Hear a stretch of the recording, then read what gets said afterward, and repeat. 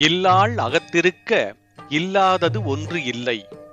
இல்லாளும் இல்லாளே ஆமாயின் இல்லாள் வலிகிடந்த மாற்றம் உரைக்குமேல் அவ்வில் புலிகிடந்த தூராய் விடும். குடும்பத்துக்கு மனைவிதான் முக்கியமானவள். அவளுடைய பொறுப்பும் அதிகம். குடும்பம் நன்றாக இருப்பதற்கும் மகிழ்ச்சியாக இருப்பதற்கும் அவளே காரணம்.